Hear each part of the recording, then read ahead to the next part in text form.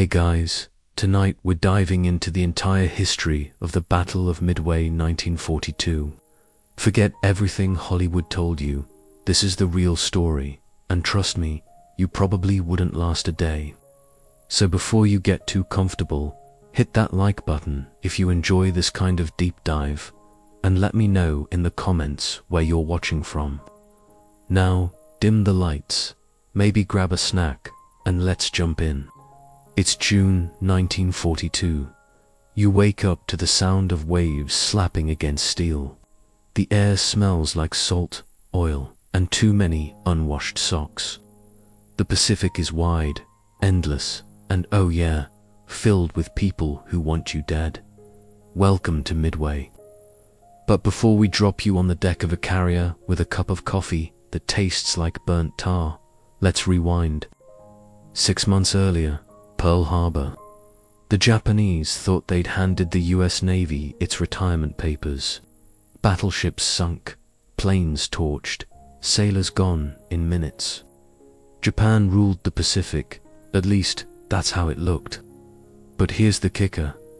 They missed the US aircraft carriers.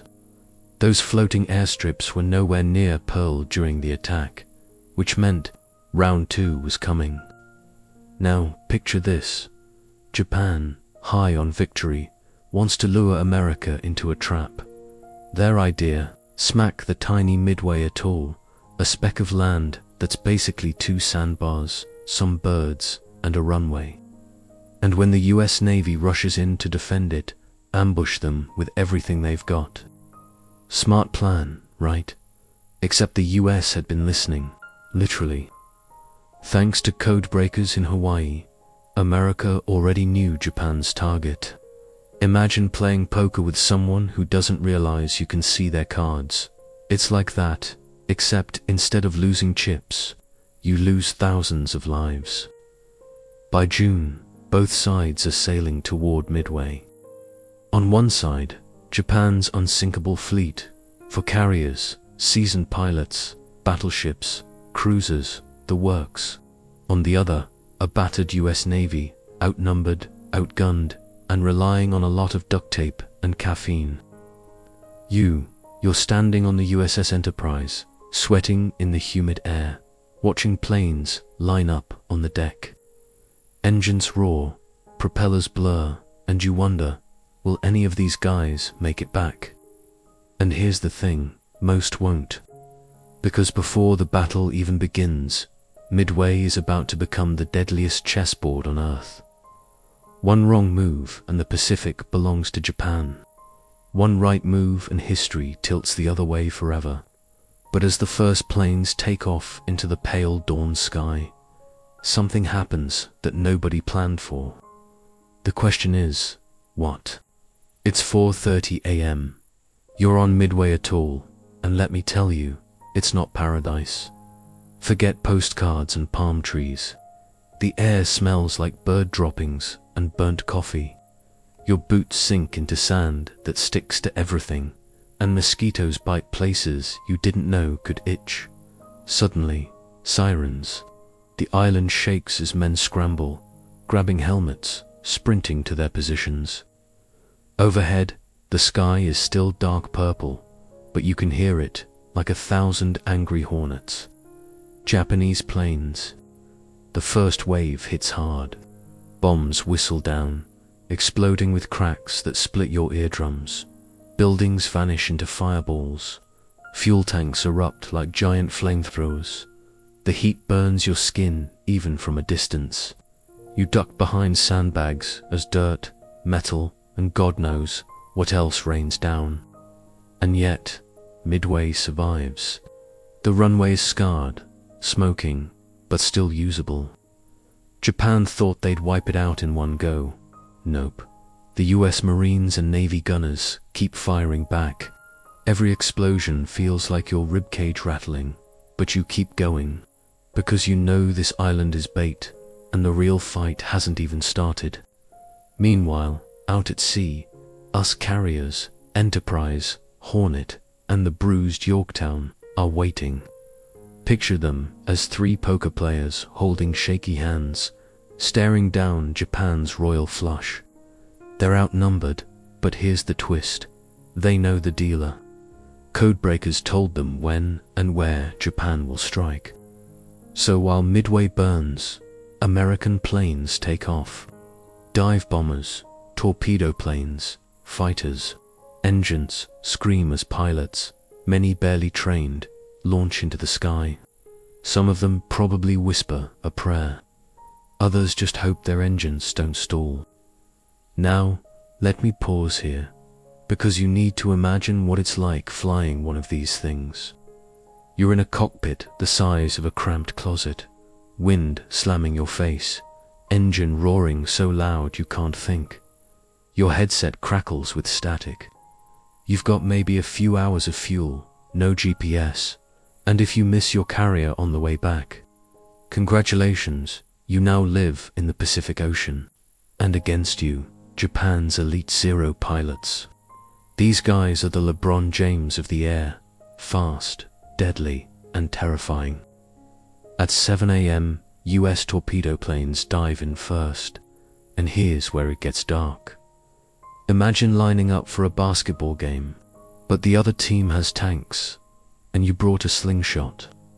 The torpedo squadrons fly low and slow, trying to line up shots at the Japanese carriers.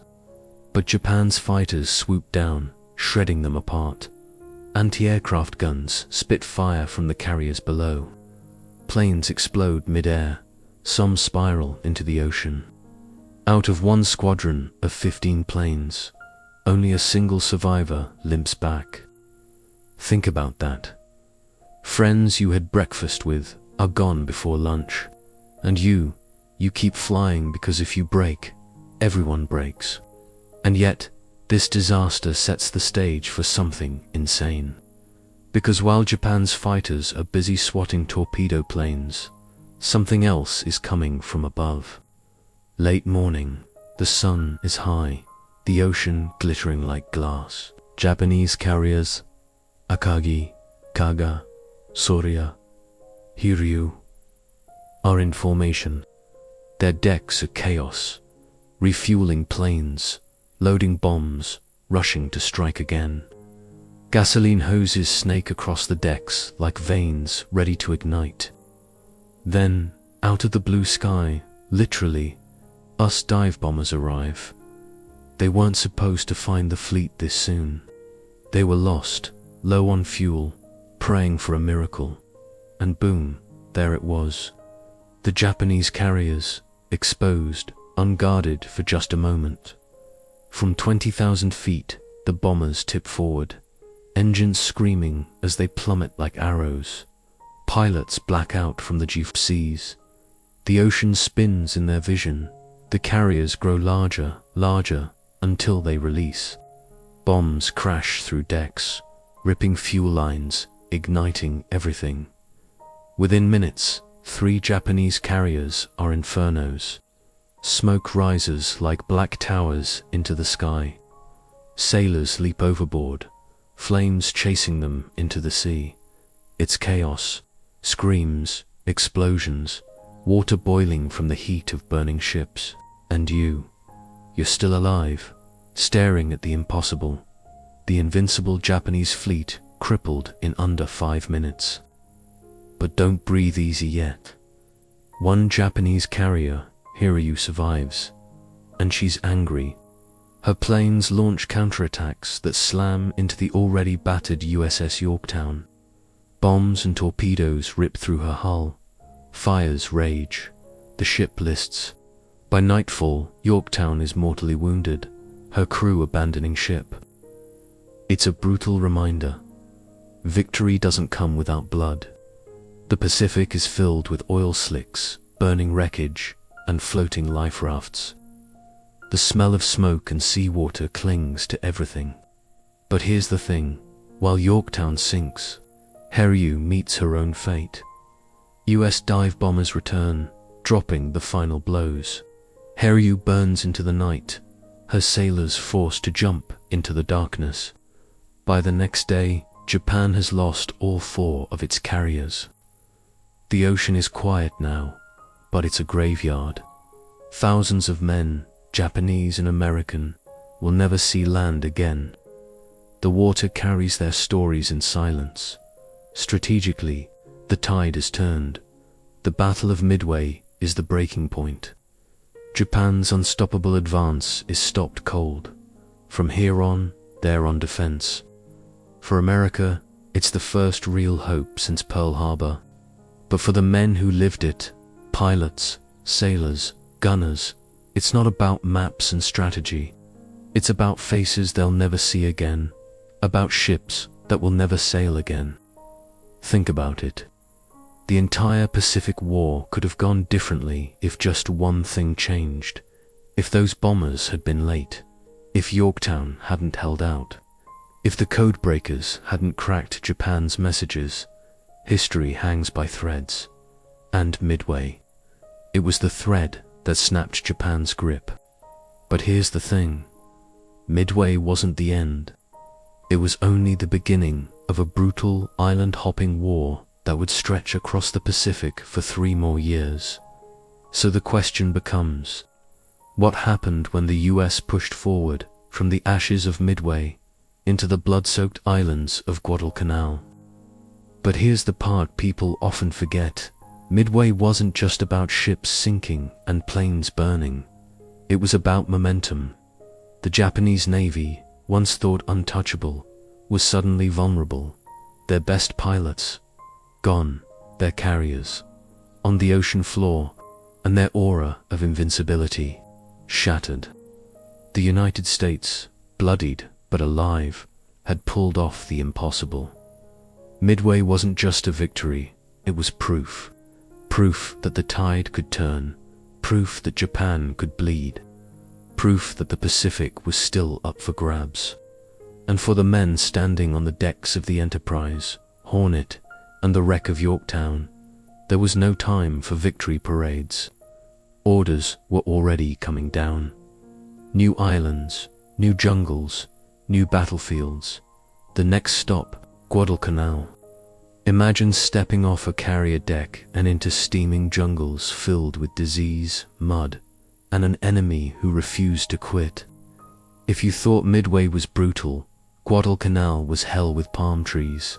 So, what happened when America left the open sea and took the fight to land against a dug-in enemy who fought like ghosts in the jungle? Perfect. Let's flow right from Midway into the next phase. I'll keep the immersive, witty, and gritty style going with time stomps, so you see how the pacing stacks toward that 1-hour narrative. You step off the deck of the Enterprise and into a landing craft. The air is thick, wet, and buzzing with mosquitoes the size of toy drones. The Pacific Ocean behind you glitters like a postcard, but ahead, a wall of green, Guadalcanal. The water smells like fuel and salt. The jungle smells like rot, mud, and fear. You clutch your rifle tighter because you've heard the rumors. Japanese soldiers who don't surrender, who melt into the trees, who fight until their last breath. Midway gave America hope. Guadalcanal will test if that hope can survive reality. But before we charge into the jungle, let's rewind the film one last time. Because here's the thing. Midway wasn't just a victory, it was the victory. Think about it. Japan had gone undefeated for 6 months. Malaya, Singapore, the Philippines, all fell like dominoes. Their navy was a tsunami, rolling over everything in its path. Midway slammed that tsunami into a wall. For carriers lost meant Japan could never again go on the offensive like before. It was like losing the heart and lungs of their navy. They'd keep fighting, yes, and ferociously, but from here on, the initiative belonged to the United States. And you know what that meant? America had time. Time to build more carriers. Time to train more pilots. Time to turn its factories into war machines, spitting out ships faster than Japan could sink them. Now, let's not sugarcoat it. Midway was a victory written in blood. The US lost the Yorktown, over 100 planes, and more than 300 men. Japan's losses were far heavier, over 3,000 sailors and aircrew. Men who'd spent years becoming elite pilots, gone in days. Close your eyes for a second and imagine the ocean after the battle. Oil slicks shimmering black on the waves. Life rafts drifting aimlessly, smoke columns fading into the horizon. The silence after the storm, and floating among it all, the question, was it worth it? Midway made heroes, squadron leaders who flew into certain death, buying precious minutes for dive bombers. Pilots who never came back but tilted the battle anyway. Codebreakers, nerds in Hawaiian shirts sitting in rooms with chalkboards, who turned intelligence into salvation. But Midway also made ghosts. Ghosts of men who thought they'd see home again. Ghosts of sailors swallowed by fire and water. Ghosts who remind us that history isn't just strategy, it's sacrifice. And sacrifice is the one thing war demands over and over again. So here's where we stand. Midway didn't end the Pacific War. It lit the fuse. The US would now push across islands you've probably never heard of: Tarawa, Peleliu, Iwo Jima, each one soaked in blood. And Japan, they weren't about to roll over. They dug in, hard. Jungle by jungle, cave by cave. The same men who'd fought at Midway now crouched in foxholes, waiting for Marines to walk into their crosshairs. Remember, this wasn't just about maps and resources. This was about pride, empire, survival. Midway may have broken their momentum, but it didn't break their will. Fast forward to today. Midway is a name we whisper with reverence, but here's a thought experiment. What if the dive bombers had arrived 10 minutes later? What if Yorktown had sunk before launching her planes? What if the codebreakers had failed? History is fragile. Threads snap so easily. And yet, here we are, because of a handful of moments in June 1942. Midway teaches us something uncomfortable. Sometimes, victory isn't about being stronger. It's about being ready when chance finally tilts your way. Picture yourself now, standing on the deck of the Enterprise, night falling after the battle. The ocean is quiet, except for the gentle slap of waves. Somewhere out there, enemy survivors cling to wreckage. Somewhere else, American sailors count their dead. You lean on the railing, staring at the horizon, wondering, was this the turning point of your lifetime? Or just the start of something far worse? The stars glitter overhead, indifferent. The war isn't over. The Pacific still stretches wide, dark, and unforgiving. Midway was victory, yes, but it was also a door. Behind it lay Guadalcanal, Tarawa, Saipan, places where the ocean gave way to jungles, where the enemy wouldn't meet you on open water but in mud, heat, and shadows. So as dawn breaks on the horizon, one question remains. When the US Marines first waded onto Guadalcanal, rifles held high, and vanished into the jungle, what did they find waiting for them? Alright, let's push the story forward. Still immersive, still chaptered with time stomps. So we're marching deeper into this hour-long saga. We're sliding from Midway's open seas into Guadalcanal's dark jungles. You leave the steel deck of the Enterprise and step into a landing craft rocking on Pacific waves. The smell of oil and salt clings to your clothes. Ahead, Guadalcanal looms, a green wall of jungle under a humid sky. Midway was a battle of carriers and dive bombers. Guadalcanal, it's about mud, malaria, and men fighting face to face. No sweeping ocean vistas here. Just claustrophobic trees, buzzing insects, and the ever-present sense that someone is watching you. And they are. Here's the setup. After Midway, Japan is on defense. But they're not quitting. They start building an airfield on Guadalcanal, a patch of the Solomon Islands. If finished, that airfield would cut deep into US supply lines and threaten Australia. America can't let that happen. So, in August 1942, just 2 months after Midway, the US Marines get their orders, land on Guadalcanal, seize the airfield, and hold it. Sounds simple, right? Like hitting pause on a construction site. But this construction site is guarded by some of the most determined fighters on Earth. August 7th, dawn. The horizon glows orange as US ships open fire, shells screaming into the jungle. Landing craft slam against the shore. You and your unit scramble out, boots sinking in wet sand. The smell hits you first, damp earth, gunpowder, and jungle rot. Vines whip at your face as you push inland. Every step feels like walking into a lion's den. And then, surprise, no resistance. The Japanese construction crews had fled inland, abandoning bulldozers and half-finished runways. Marines quickly seize the airfield and rename it Henderson Field. Victory dance, right? Not so fast. Because the Japanese are regrouping, and when they come back, they'll come back hard. The jungle becomes your prison. Days blur together in heat and sweat. Malaria eats at your body, mosquitoes buzzing like tiny sores. Food spoils, supplies vanish, and then night falls. Japanese soldiers slip through the trees like shadows. You hear branches crack, whispers in a language you don't understand. Then gunfire, ambush, hand-to-hand combat in the dark. The jungle itself seems against you. Snakes in the mud, leeches in your boots, rain soaking everything.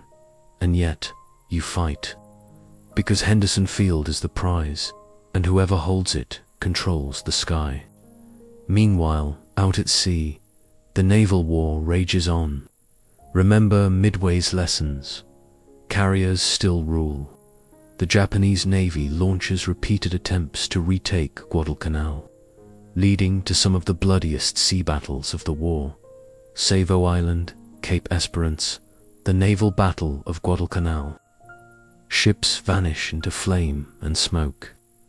Night battles light the ocean with tracer fire and explosions so bright they turn night into day.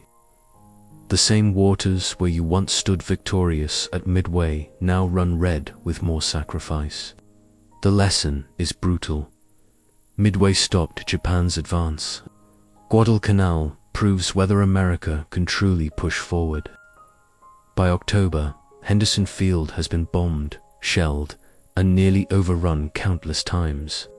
Marines dig into foxholes, exhausted, faces gaunt from disease and hunger. Every air raid rattles their bones. Every Japanese charge feels endless. You clutch your rifle tighter, counting the days. Letters from home are smudged with sweat and dirt.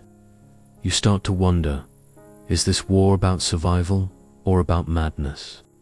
And across the jungle, Japanese soldiers ask the same. For them, retreat is shame. They charge again and again, knowing most won't come back. The jungle swallows both sides, leaving behind bones, helmets, and silence. But slowly, inch by inch, the US holds. Supplies trickle in. Henderson Field stays in American hands. Japanese reinforcements dwindle, their navy stretched thin, their air power bleeding away since Midway. By February 1943, after 6 months of grinding combat, Japan finally withdraws. Guadalcanal is secured. Think about that. Midway was the spark. Guadalcanal was the fire. Together, they marked the true turning of the Pacific War. So now, you've seen it. Midway, the ambush that broke Japan's momentum. Guadalcanal, the jungle struggle that proved America could carry the fight forward. But the Pacific is wide, and the road ahead is long. Tarawa, Iwo Jima, Okinawa, each one waiting, each one bloodier than the last. And somewhere on the horizon, a decision looms, one that will bring the war to Japan's doorstep and unleash a weapon unlike anything the world has ever seen. The question is, when the war shifted from sea and jungle to the cities of Japan itself, how far would America go? All right, we're heading toward the final act of this saga. Midway lit the spark, Guadalcanal proved endurance, and now we march toward the endgame of the Pacific War. I'll keep timestamps rolling so the pacing flows like a documentary script. After Guadalcanal, you're no longer the underdog. The US war machine has switched gears. New carriers roll off assembly lines, pilots train by the thousands, and factories hum like caffeinated beehives. The strategy: island hopping. You don't need to take every island, just the ones that matter. Capture airstrips, cut supply lines, leapfrog across the Pacific like stepping stones, leaving isolated Japanese garrisons to wither on the vine. But every stone costs blood. Tarawa, 1943, an island so small you could walk across it in an hour, yet it eats up thousands of lives in just 3 days.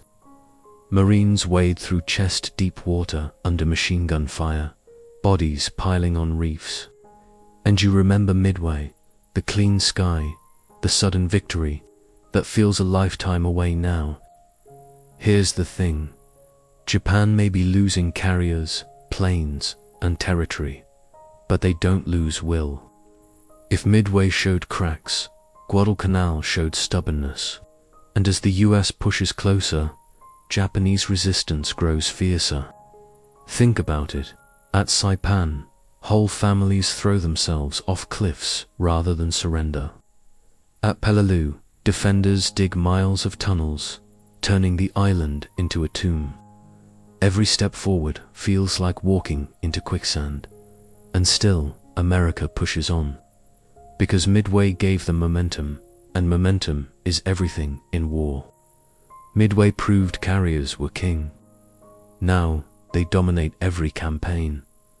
By 1944, US carrier groups look like floating cities. Airfields on newly captured islands expand the reach even further. Japanese pilots, they're not the aces of 1942 anymore. Their best men were lost at Midway and Guadalcanal. By 44, replacements are barely trained, shoved into cockpits with minimal flight hours. The skies flip. What once was Japanese superiority becomes American dominance. And that dominance will soon allow the US to bring the fight directly to Japan's home islands. But before that, one more clash of giants looms: the Battle of the Philippine Sea. June 1944, 2 years after Midway. The US fleet confronts Japan near the Marianas. Japan throws everything it has left, over 400 planes, at the Americans. But this time, the outcome is humiliating. US radar, better trained pilots, and superior planes chew them apart. In a single day, the Japanese lose so many aircraft that American pilots nickname it the Great Marianas Turkey Shoot. Imagine being a Japanese commander, watching your air wings vanish, your pilots swallowed by flames and ocean, your carriers now nothing more than floating targets. It's Midway all over again, only worse. And with the Marianas secured, the US builds airfields close enough for B-29 bombers to reach Tokyo. The noose tightens. Desperation breeds innovation or madness. Enter the kamikaze. Young men, barely trained, strapping themselves into planes loaded with explosives and aiming for US ships.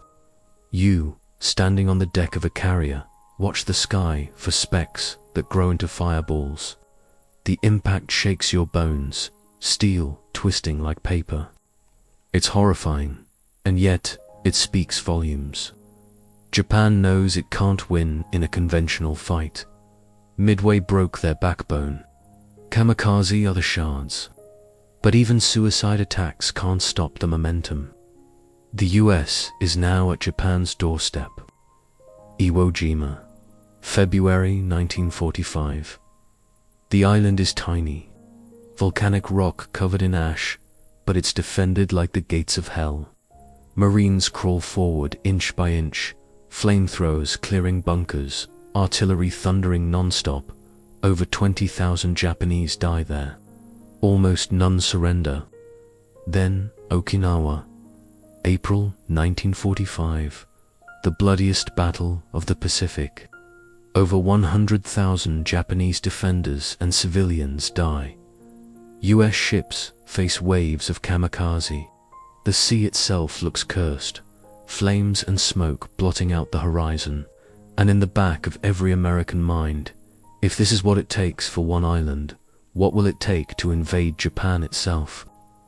That's when the unthinkable becomes reality. The Manhattan Project, the atomic bomb, a weapon beyond imagination, promising to end the war without an invasion, but at a cost humanity had never seen. August 1945, Hiroshima, Nagasaki, two flashes of light that changed the world forever. Japan surrenders. The war ends. From Pearl Harbor to Midway, Guadalcanal to Hiroshima, it's a chain reaction. Every link matters, and if you trace the chain back, it always leads to Midway. The day the Pacific War shifted, the day the impossible became possible. So when you stand on the shores of Midway today, looking out at a calm Pacific, it's easy to forget what happened there. No smoke, no wreckage, just waves and wind. But beneath those waters lie carriers, planes, and men who never came home. And above them hangs the question, if Midway was the turning point, what would the world look like if the US had lost? Because history isn't guaranteed. It's a series of fragile moments. Moments like June 4th, 1942, where everything hangs by a thread. And the real story. The war didn't just change nations. It changed what it means to fight, to survive, to win. But that leaves us with a question that echoes even now, after all the battles, all the blood, and the final mushroom clouds. Did humanity truly win? Alright, picture this. It's June 5th. Smoke still rising from the waters around Midway. The Japanese, still convinced they're running the show, decide we'll regroup and hit back harder. Except, nope, reality check. Their carriers are either burning or sunk, and Admiral Yamamoto, the mastermind, is stuck on a battleship hundreds of miles away, trying to coordinate with the elegance of someone attempting to send a text message while underwater. The Japanese fleet, which once roamed the Pacific like an apex predator, now feels more like a cat that tried to leap onto a countertop and face-planted on the linoleum. But here's the kicker. They didn't fully realize just how bad things were. Imagine bombing your friend in Mario Kart, celebrating, and then finding out you actually blew yourself up. Yeah, that kind of mood. Meanwhile, on the American side, champagne corks weren't exactly popping. This was still war, and hundreds of lives had been lost. But the mood, electric. Admiral Nimitz and his crew understood what this meant. Midway wasn't just a win, it was the turning point. The impossible had happened. America, still reeling from Pearl Harbor just 6 months earlier, had punched the seemingly unstoppable Japanese Navy right in the jaw. Picture sailors, grimy and exhausted, patting each other on the back, muttering things like, "Did we really just do that?" You almost want to hear the Rocky themes swelling in the background. But here's the part we don't usually talk about. Midway didn't magically end the war. Oh no, Battles still stretched on for 3 bloody years. Thousands of lives still to be lost. Yet, strategically, Midway changed everything. Japan went from offense to defense, and the US went from scrambling to building momentum. If World War II was a chess match, this was the moment the rook got trapped, the queen exposed, and suddenly, Japan realized checkmate wasn't far off. Still, for the men who fought, this wasn't about abstract strategy. It was about surviving the fire, the steel, the oil-soaked waves. It was about carrying the faces of lost comrades in their memories, and that weight. It doesn't wash away, no matter how many history books call it a decisive victory. Meanwhile, Yamamoto, remember him, the brilliant strategist who warned Japan about waking the sleeping giant that was America. He knew what Midway meant. Japan's empire had just peaked. Everything from here was downhill. But here's where fate gets grim. Less than a year later, Yamamoto himself would be shot down in Operation Vengeance when US codebreakers learned his flight plans. A tragic end for a man who arguably saw the storm coming before anyone else. History, as usual, shows no mercy. So, what do we make of it all? Midway is remembered as one of the greatest naval battles in history, not just because of the victory, but because of the razor-thin margin of chance, luck, and grit that made it possible. Think about it. If a single torpedo squadron had missed, if a Japanese scout plane had reported earlier, if Nagumo had made a different choice, we might be telling a very different story today. It's the ultimate reminder. History doesn't always swing on massive, grand plans. Sometimes it balances on the edge of a tiny decision, a few minutes, or a single roll of the dice. Now, if you were to dive into the waters around Midway today, you'd find the twisted remains of ships and planes resting silently on the ocean floor. Ghosts of that fiery June week in 1942. Rusting metal, coral growing over steel once filled with fear and adrenaline. It's quiet now, but those wrecks still hum with stories of sacrifice, of mistakes, of moments that changed the course of the entire world. And if you listen close enough, maybe, just maybe, perfect, let's keep this flowing. We just wrapped with the bitter turning of Guadalcanal. Now we'll move forward in the Pacific timeline, while still pacing it with time stumps so it fits the long-form style, like your Midway piece. The US won the island, but victory is a strange word here. Over 7,000 Americans were dead. The Japanese had lost more than 30,000 men. For the first time in modern history, the Empire of Japan had been forced into retreat.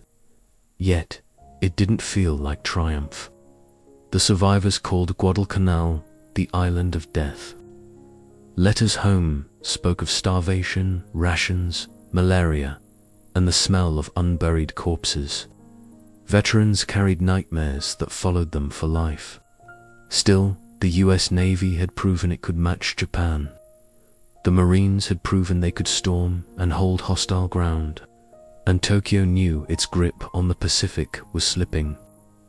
Washington now faced a brutal choice: invade every island or pick their battles carefully. The solution came from Admiral Chester Nimitz and General Douglas MacArthur, two very different men who hated sharing the spotlight, but who understood the math. The US couldn't afford to bleed on every square mile of coral and jungle, so they created a plan. Skip heavily fortified strongholds, strike the weak points, build airfields, push the line closer to Japan, cut off the islands behind, and let their garrisons wither on the vine. The next stops would be Tarawa, the Marshalls, and the Marianas, each step bringing us bombers closer to the Japanese homeland.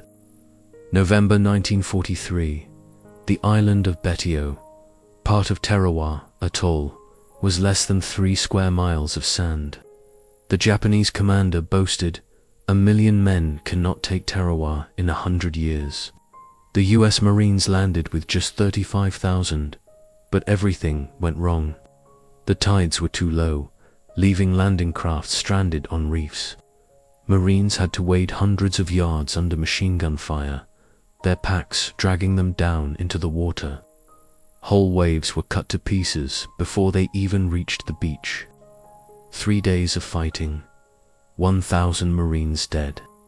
Nearly the entire Japanese garrison wiped out.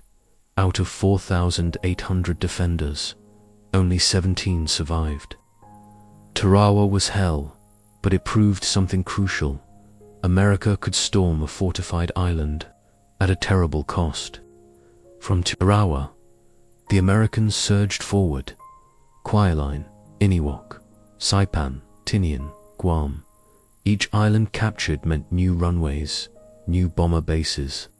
By mid-1944, B-29 superfortresses were taking off from the Marianas. For the first time, Japan's home islands were within striking distance.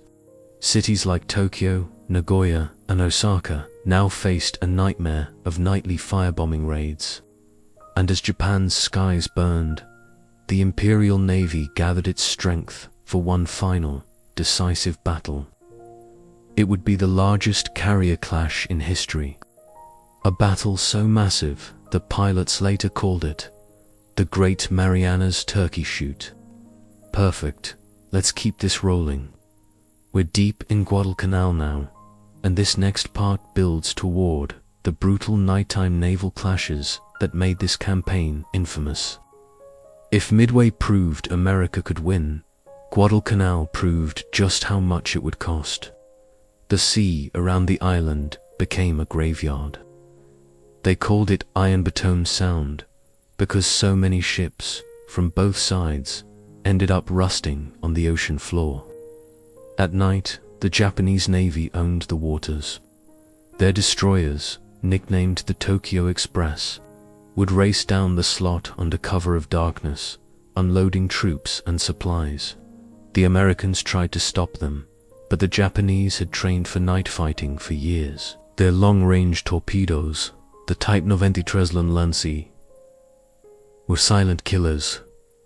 Fast, accurate, devastating. On the nights of August 8th, August 18th, and countless others, American cruisers and destroyers stumbled into these Japanese wolf packs. Radar was still new and unreliable. Searchlights cut the darkness, revealing silhouettes for just a heartbeat before fire erupted. Shells cracked open steel, torpedoes ripped ships apart, and men found themselves swimming in flaming seas. By dawn, wreckage floated everywhere. Survivors clung to rafts, oil slicks burned, and sharks circled. The cost was staggering.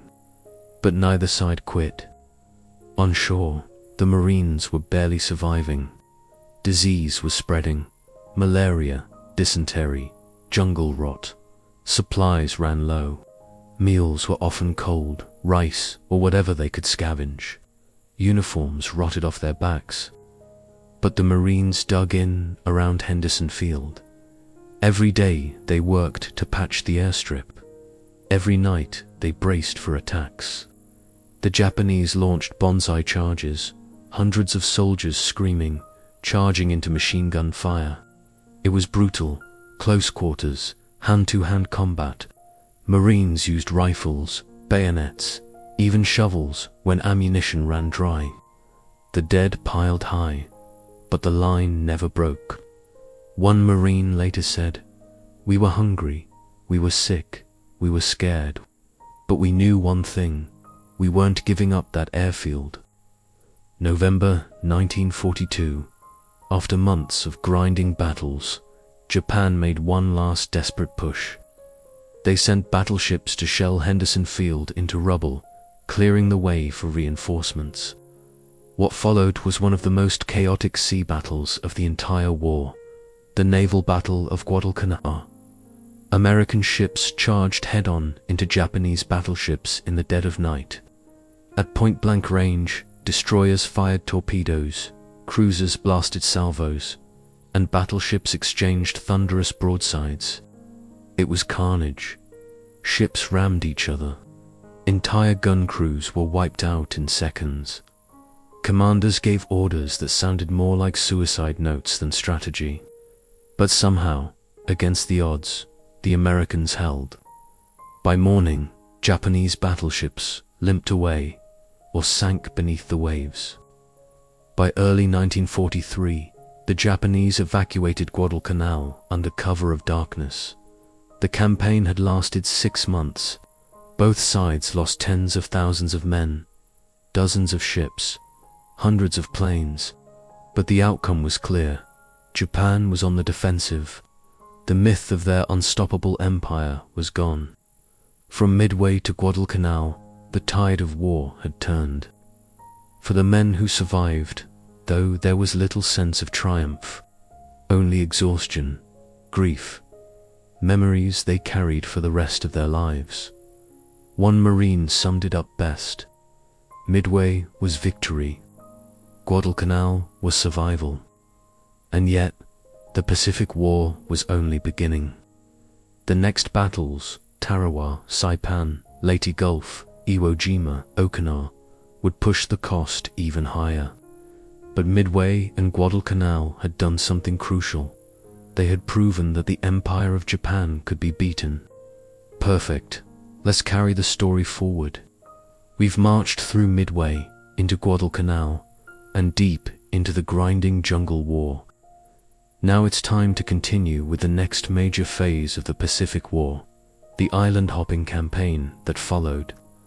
I'll keep timestamps so the pacing flows as if this were part of your 1 hour plus narration. The United States realized something after Guadalcanal. They couldn't simply fight Japan island by island, slogging through every last atoll and jungle. That would take years, maybe decades. So a new strategy was born: island hopping. The idea was simple: skip the heavily fortified Japanese bases, cut them off, and seize only the most important islands, airfields, harbors, supply lines.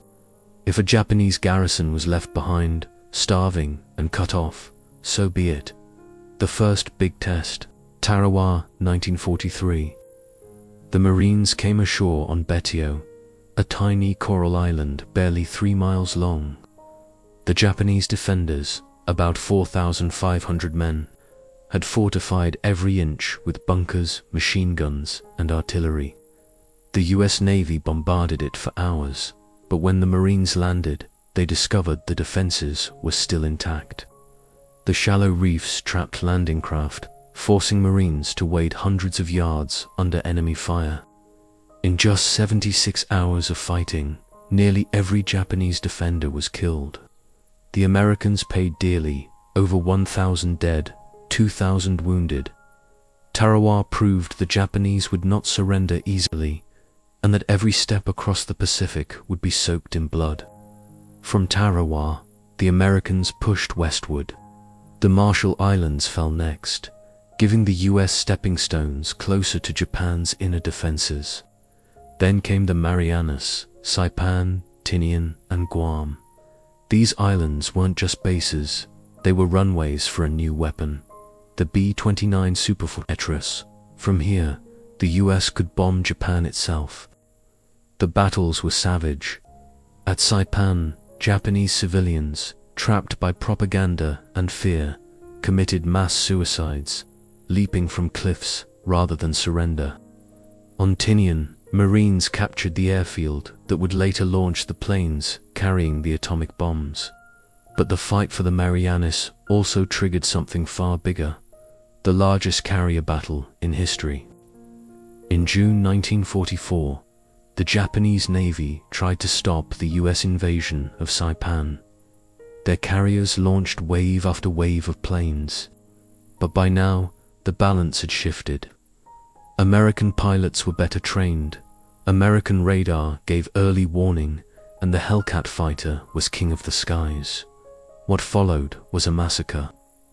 Japanese planes fell from the sky in such numbers that pilots called it the Great Marianas Turkey Shoot. By the end, Japan had lost over 600 aircraft and 3 carriers. The once feared Japanese Navy had been gutted. From here on, the Imperial fleet would never again be the decisive force it once was. Perfect. Let's keep rolling with the Guadalcanal chapter. We've brought the story up through the brutal night battles and the Marines' fight on land. Now we'll push further into the campaign and tie it back to Midway's larger consequences. By the autumn of 1942, Guadalcanal had become more than just a single battle. It was a meat grinder. Every night, the Japanese Navy would sneak down the Slot, a narrow channel in the Solomons, delivering reinforcements and shelling Henderson Field. The Marines called it the Tokyo Express.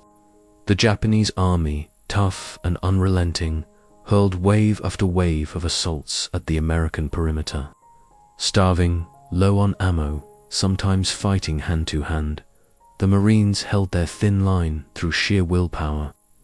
Meanwhile, American sailors fought running battles across the seas around the island. The waters off Guadalcanal would earn a name of their own, Iron Bettom Sound, because so many ships from both sides lay shattered on its floor. The climax came in November 1942.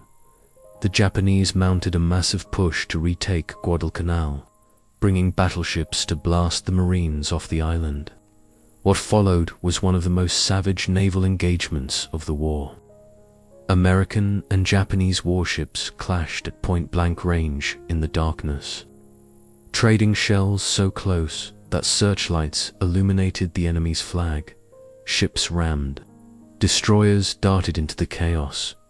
Cruisers caught fire and exploded. Admirals went down with their ships. It was chaos, confusing, brutal, and decisive. In the end, the Japanese Navy limped away, too bloodied to continue the fight. Guadalcanal was lost. By early 1943, the Japanese evacuated their surviving troops from the island under the cover of night. The campaign had dragged on for 6 months, the longest continuous battle in the Pacific so far. Japan had lost tens of thousands of soldiers and sailors. Their air power had been gutted. Their navy could never truly recover. For the United States, the cost was staggering to thousands of dead, dozens of ships sunk. But, strategically, Guadalcanal was a victory of endurance. It proved America could fight not just one battle, but an entire campaign. Think of it like this. Midway stopped Japan. Guadalcanal started America. Midway clipped Japan's wings, grounding their naval air power. Guadalcanal drove the knife deeper, forcing them into a defensive war they could never win.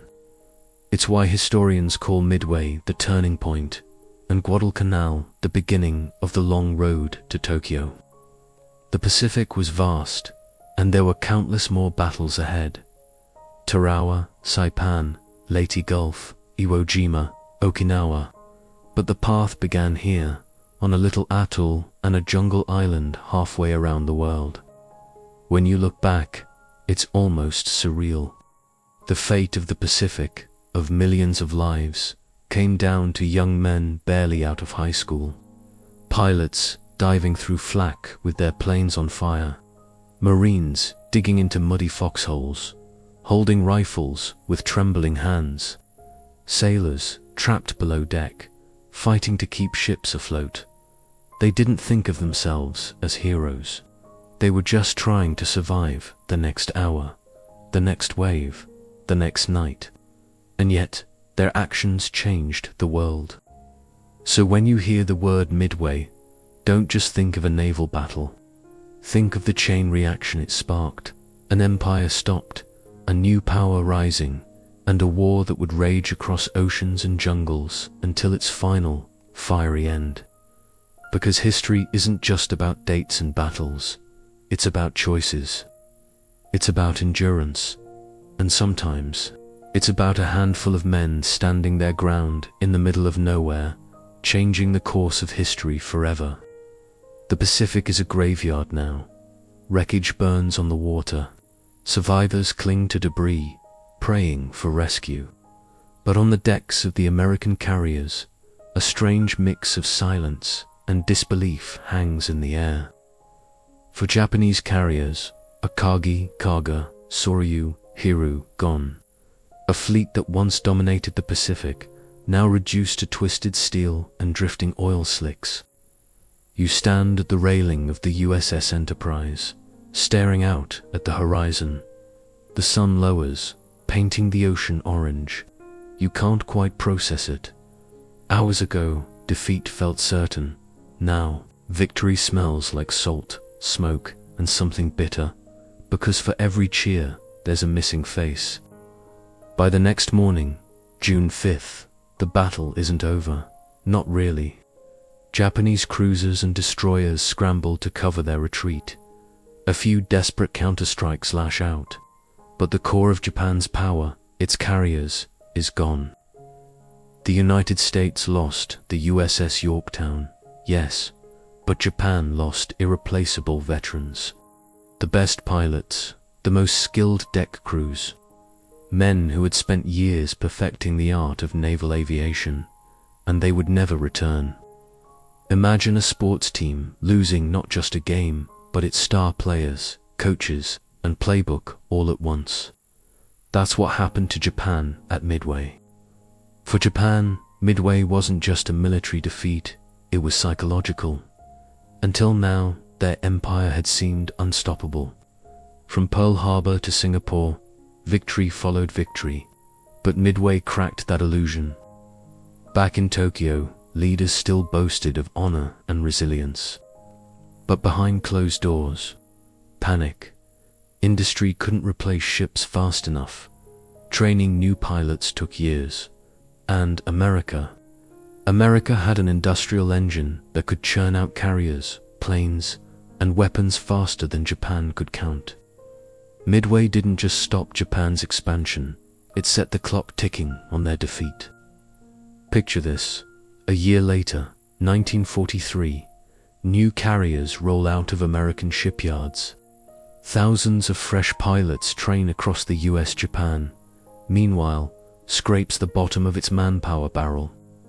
The skies that once belonged to the rising sun are slowly filling with the roar of American engines. And every time a US carrier launches planes, Midway whispers in the background. The battle that proved, yes, America could stand, fight, and win. Think about it. 6 months after Pearl Harbor, the US was battered, doubted, and underestimated. By the summer of 1942, the tide had shifted. Midway was the pivot point, the moment when history leaned west instead of east. Without Midway, Japan might have reached Hawaii, or worse. The Pacific War could have dragged on for decades.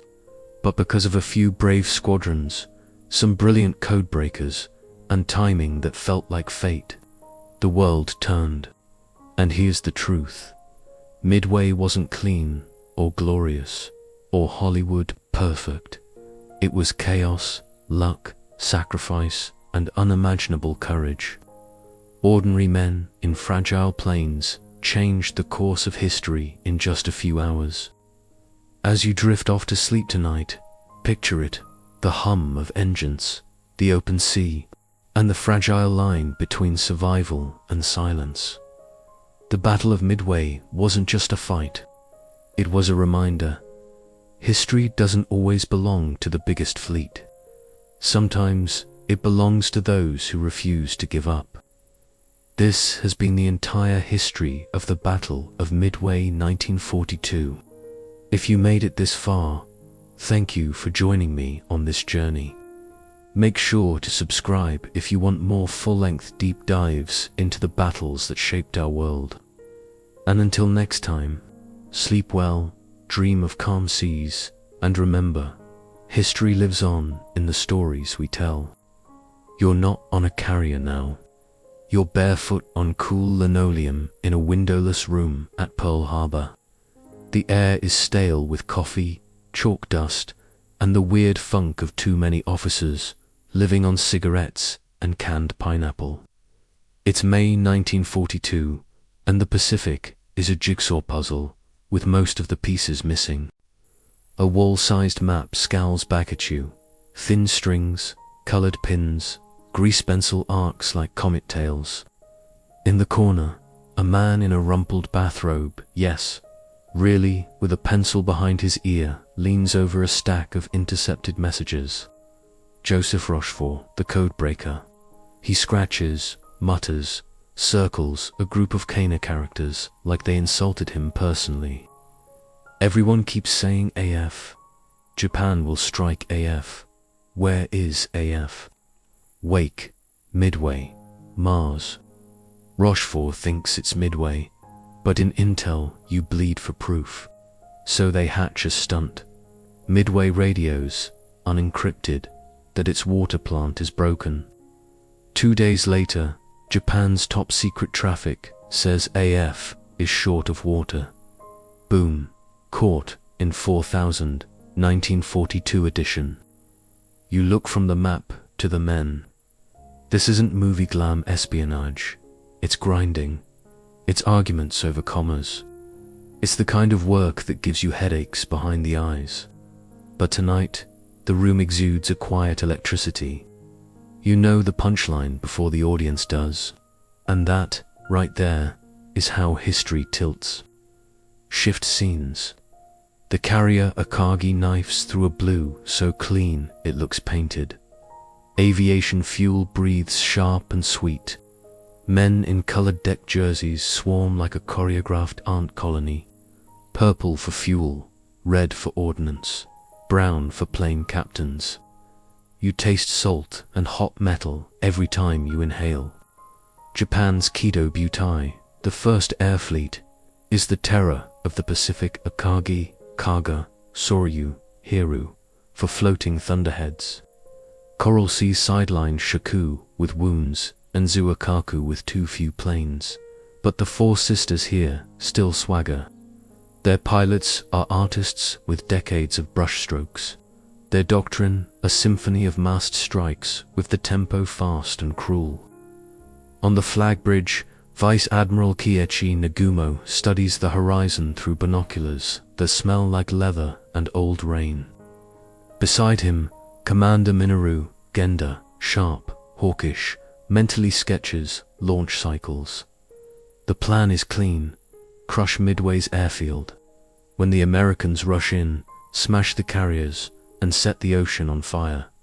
For months, this formula worked like cheat codes. Today, it will meet variables no handbook can solve. Japan, Akagi, Kaga, Soryu, Hiru, aircraft, A6, M0 fighters, sleek, lethal, but allergic to taking bullets, D3A, Val, dive bombers, deadly can openers, B5N, Kate, torpedo, or level bombers, precision scalpels when the torpedoes behave. United States, Enterprise, Hornet, Yorktown, patched from Coral Sea so fast the paint's still tacky. Aircraft F4F Wildcat, tough little brawler. Brings snacks for dogfights. SBD, dauntless, screaming angels of vertical mayhem. TBD, Devastator torpedo bombers. Old, slow, brave. Modern comparison. Think track meet. The Zero is the barefoot sprinter, fast and nimble, until it steps on a Lego. The Wildcat is the kid in work boots.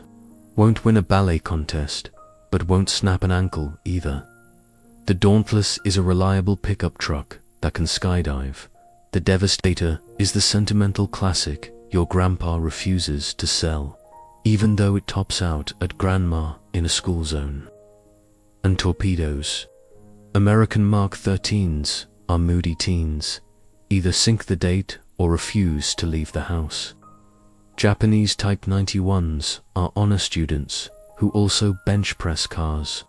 File that for later. You wake to the sound of seabirds arguing like 1,000 angry bike horns. Midway is 2 bites of land, Sand Island and Eastern Island, ringed by turquoise water and decorated with guano. Endless guano. The runway coughs dust into the wind. Marines squat behind sandbagged guns. A radar dish turns like a lazy eye. Inside the ops shack, the coffee has chewed through the enamel of every mug. Navy pilots share space with B-17 crews who claim they can sink ships from 20,000 feet. They mostly can't. But confidence is a powerful seasoning. PBY Catalinas, big, patient flying boats, rest in the lagoon like sleepy whales, waiting to go find Godzilla. You rub grit from your eyes and scan the sky. There's a taste of storm somewhere you can't see. The island is bait, and you are the hook. Night ocean. A PBY patrol plane drones low over water, black as oil. Your mouth tastes like cold metal. Your hands smell of rubber and canvas. Hours of nothing, then shapes. Tiny at first, then undeniable. Ships in parade formation. You key the mic. Your voice hitches with that tight wire between fear and relief. Enemy carriers. Many ships. Coordinates spill like beads. On Midway, pencils squeak. Radios crackle. Adrenaline blooms. On the Japanese side, scouting, drifts. One cruiser's float plane, tone no. 4, launches late. Clouds sit fat and smug where the Americans would be. Scouting is that annoying chore in strategy games you always skip, until you realize you just marched your army into a wood chipper. Hours from now, timing will be everything. Right now, timing is a mischievous gremlin stealing screws from the plot. Dawn. The first Japanese strike whooshes off carrier decks toward Midway. The attack slaps the atoll, but the runway refuses to die. Reports return, further strikes required. Nagumo stands on Akagi's bridge with 2 choices, both wearing shark smiles. A. Arm the reserve wave with land bombs to finish Midway. B. Switch them to anti-ship torpedoes in case American carriers show up. He picks A. Then a scout plane announces, late, that American ships might be near. So he flips to B. This is where logistics starts laughing. Bombs come off. Torpedoes go on. Fuel hoses sprawl across hangar decks like pythons. Live ordnance, open lines, stacked planes. One stray spark away from turning each carrier into a vertical volcano. Out on the horizon, a storm of bad luck sharpens its teeth. VT-8 from Hornet goes first. Commander John Waldron looks back at his men and nods like a father who knows the answer and hates it. No fighter cover. Low and slow at wavetop height, directly into Zeros whose only hobby is ruin. You're in one of those devastators, rivets buzzing, cockpit hot as a toaster. The ocean smacks your canopy with salt. The torpedo slung under your belly vibrates like a sleeping alligator. Tracers stitch the sky. Zeros carve in. Your wingman becomes confetti. You hold the line because that's the math. If you don't, someone else will die later because you hesitated now. VT-28 is annihilated. One man, Ensign George Gay, floats in the ocean watching history happen through a slit in his life raft. VT-6 and VT-3 follow, and the slaughter repeats. Torpedoes miss, run shallow, or never leave. Pilots kiss the ocean. It's a massacre. It's also a cosmic distraction. Every zero in the postcode is now dragged low, hungry, and out of position. Above the chaos, something sharpens. High above SBD Dauntless Squadron's hunt, lost and low on fuel. Enterprise's Air Group Commander C. Wade McCluskey gambles on a hunch. A lone Japanese destroyer, Arashi, is sprinting hard. He reasons it's rejoining the main fleet after chasing a US sub. He follows the wake like breadcrumb glitter. Horizon peels back, and there they are. For Japanese carriers, decks cluttered with fueled planes and jealous bombs. You roll into a dive. The world becomes a tunnel, reticle, deck, heartbeat, prayer. Air screams around the canopy. The sea rotates. The carrier swells from postage stamp to barn door. Release. The bomb drops tidy as a period at the end of a sentence. Kaga is hit. Again. Fires roaring like an opened furnace. Akagi takes a single perfect blow near the hangar. Soryu blooms into black smoke pillars. Men sprint. Hoses thrash. Flames lick toward. Ammo lockers with the curiosity of a cat and the appetite of a wolf. Within minutes, 3 queens of the Pacific are mortally wounded. On your pull-out, your hands shake so hard you could mix paint. You glance at your wingman, and he's laughing the nervous, cracked laugh of someone who just threaded a needle at 250 knots. Down below, sailors choose between fire and sea. The ocean boils. History pivots on a handful of dives that should have been late, but weren't. One carrier lives, Haru, she snarls. Her strike leader Tominaga Jijichi takes off with fuel he knows won't get him home.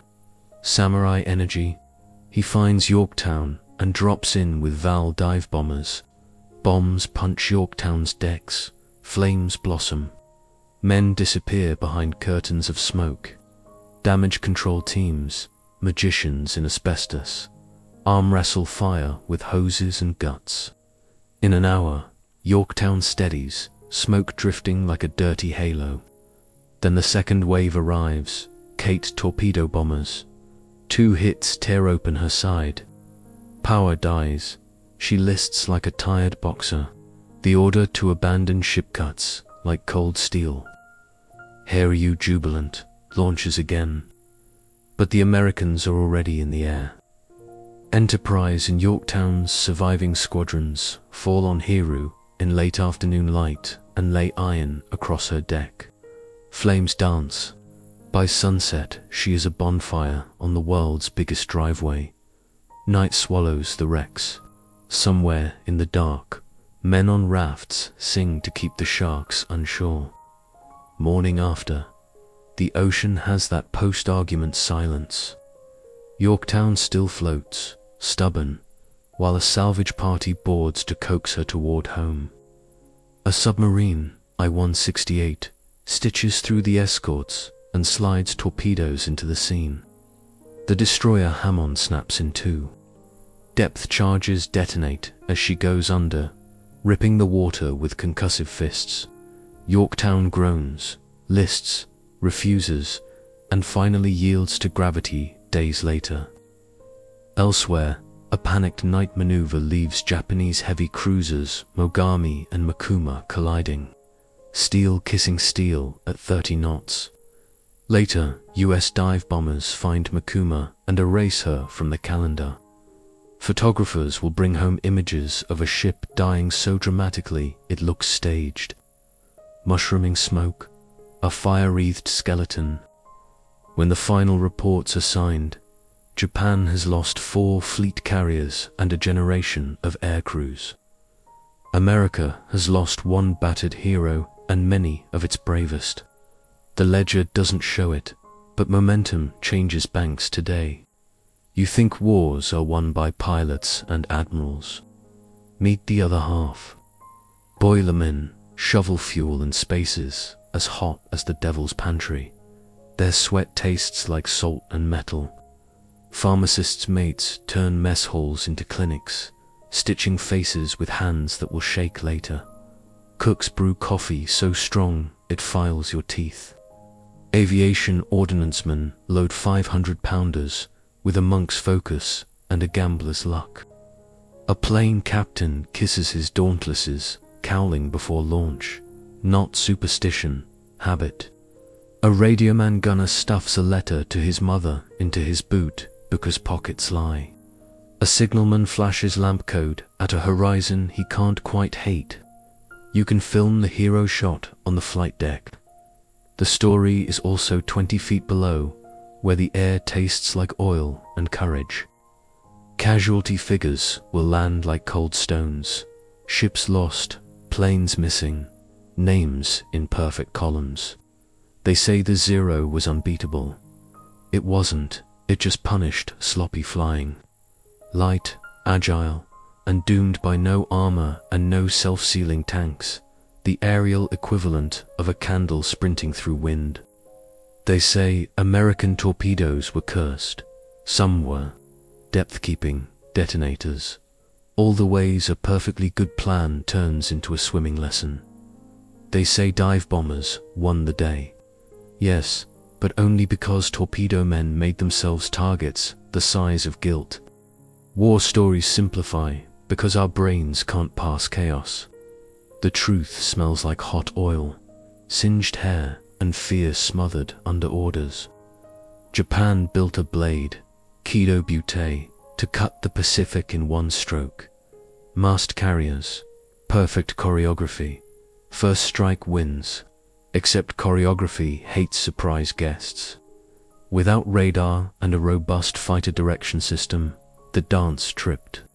America stumbled into a new religion, mid-sermon, radar, combat information centers, layered task forces, decentralized initiative.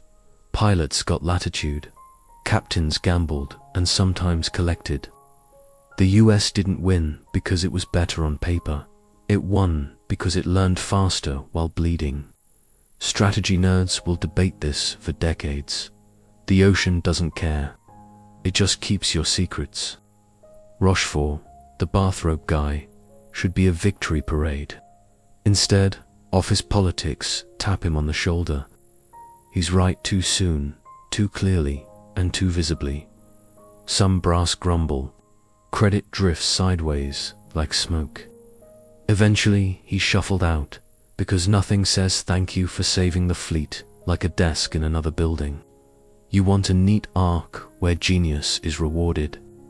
History prefers irony. Somewhere down the years, people will put medals and plaudits on his memory like bandages on a healed cut. It helps, a little. It doesn't change the fact that in June 1942, a tired man in a robe helped move mountains with pencils. Decades pass. Explorers send robots down into water that presses like a cathedral. Light fades, colors retreat. There, out of darkness, Kargas, deck looms, armored, quiet, draped in sea life like a funeral shawl. Cameras pan across the scars where bombs found her heart. It's peaceful here in a way that prickles your skin. Up top, veterans grown into grandfather's meat and speak softly of friends whose names are still too sharp to hold. A pilot who arrived angels sunward counts the seconds between two moments that changed him forever. A radio man touches an old patch and a 1,000-yard stare lifts just a little. Memory is its own geography. Midway is a point on a map and a point inside the people who survived it. We love counterfactuals because they let us time travel without nausea. So imagine, tone no dot for launches on time. The scout reports carriers 30 minutes earlier. Nagumo arms for ships from the start. Zeros aren't dragged low by torpedo squadrons, and the dive bombers arrive to a sky already braided with death. Another version, McCluskey never bets on that destroyer's wake. He searches empty water until fuel says no. You're a pilot looking at gauges that call you a liar. You dump ordnance and go home to say we tried. Threads, snapped or spared. We tell the story like a chain of granite facts. It was also a chain of almosts. If that makes you uncomfortable, good. It should. A Marine gunner on Midway writes in a notebook that still smells faintly of mildew, birds wouldn't shut up. then planes, then we couldn't hear ourselves think. A Japanese deckhand remembers the way fire looks when it finds gasoline, blue edges, orange heart, black breath. A machinist's mate swears the ship itself groaned like a living thing when the bomb hit.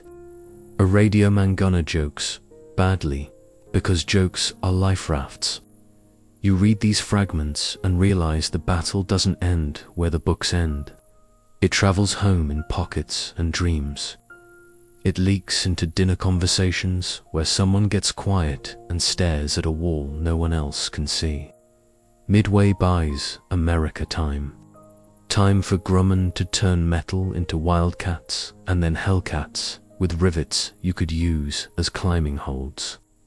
Time for Navy flight schools to triple, for tactics to evolve from don't die to do this and live.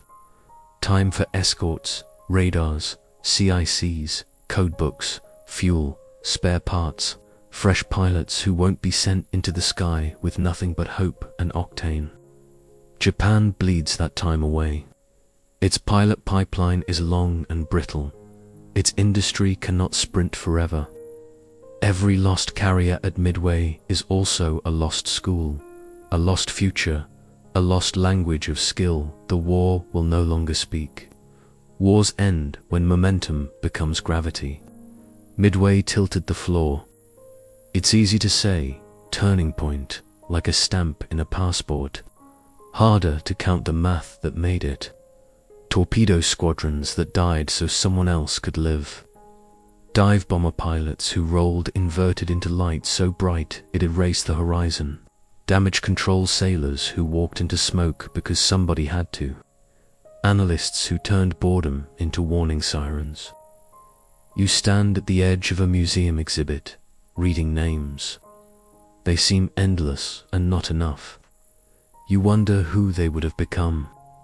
The world you live in is built from the subtraction of their futures and the addition of their courage. That's a hard equation, and it never balances. Back to the rail. The Pacific looks indifferent, because it is. It will cradle a sailor and swallow a fleet with the same expression. But under that blank face is a ledger. Wrecks, coordinates, last known positions, whispered prayers, unposted letters. You imagine diving down with a flashlight the size of a dream. Beams touch a propeller, a boot, a plate, a torn insignia.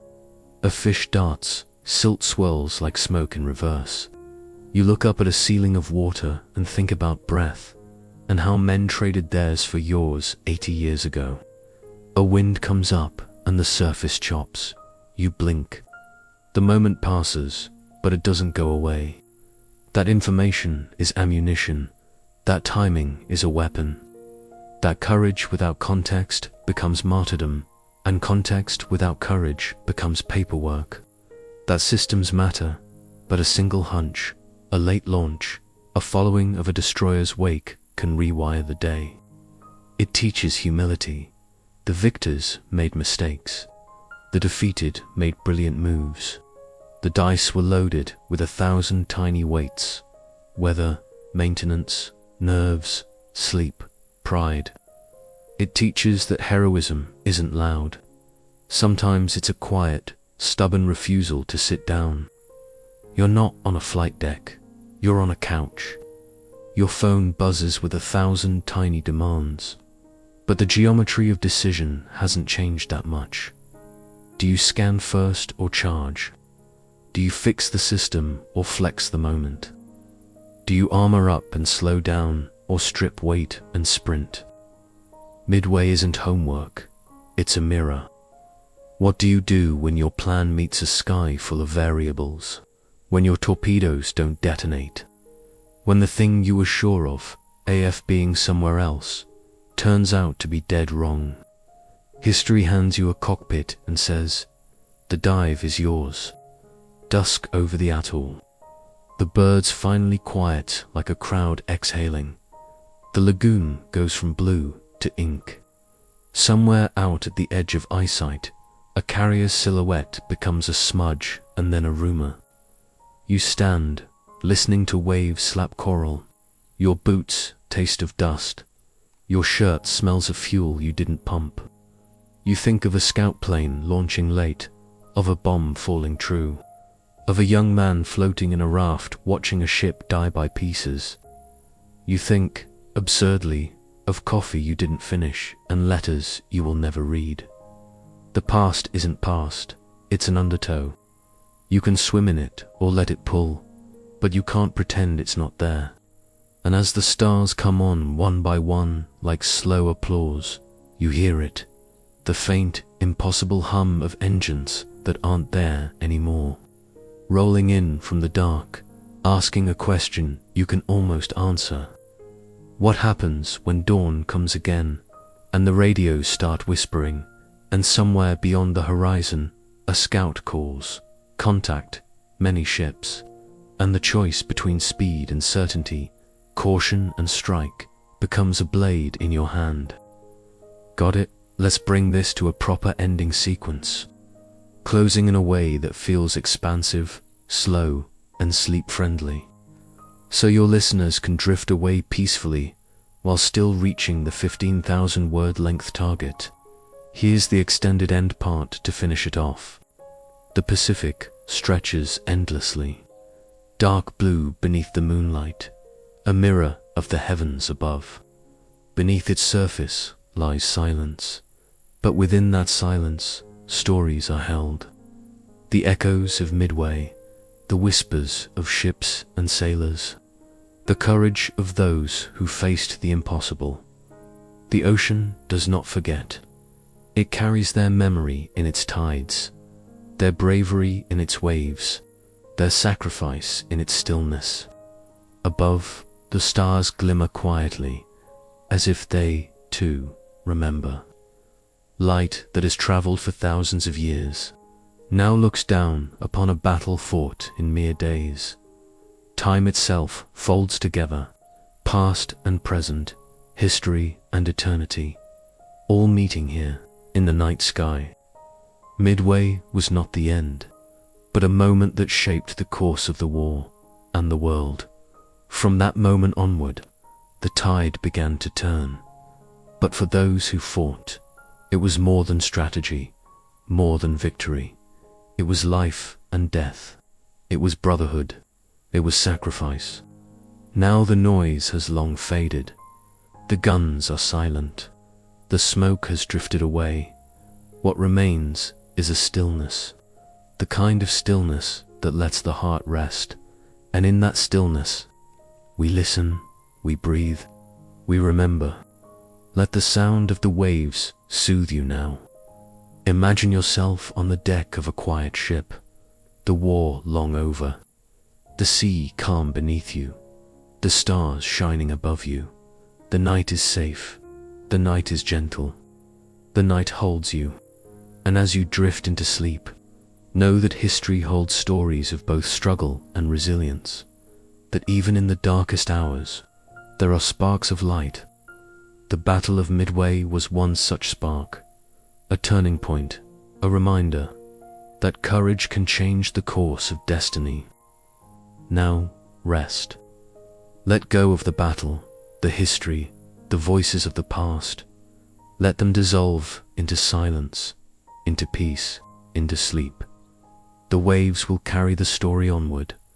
You do not have to sleep now.